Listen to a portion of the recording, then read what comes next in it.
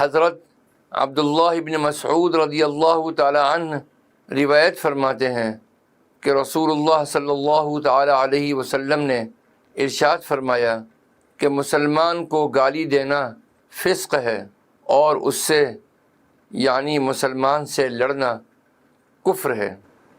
اس حدیث مبارکہ کی تشریح میں علماء فرماتے ہیں کہ نبی کریم صلی اللہ تعالی علیہ وسلم نے کسی مسلمان کو گالی دینے کو فسق اور اس سے لڑنے کو کفر قرار دیا۔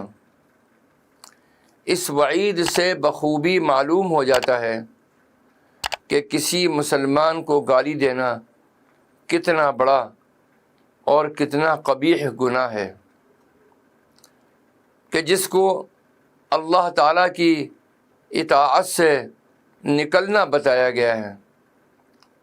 یہی گالی گلوچ اور بد کلامی اکثر دوسرے بڑے بڑے گناہوں اور جرائم کا پیش خیمہ ثابت ہوتا ہے، جس سے بعض اوقات خاندانوں کے خاندان تباہ و برباد ہو جاتے ہیں۔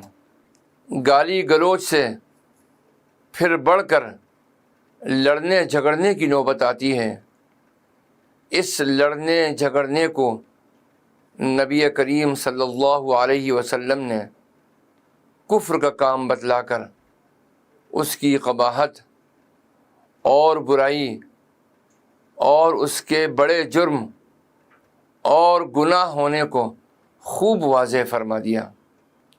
میرے عزیزوں اور دوستوں، یہاں یہ بات بھی واضح کرنی ضروری ہے کہ حدیث مبارکہ میں مسلمان سے لڑنے کو جو کفر بتایا گیا ہے، اس میں یہ قید ضرور ہے کہ اس جرم کا مرتکب اپنے اس جرم کو حلال سمجھ بیٹھے، کہ حرام کو حلال قرار دینا اور حلال کو حرام قرار دینا کفر ہے۔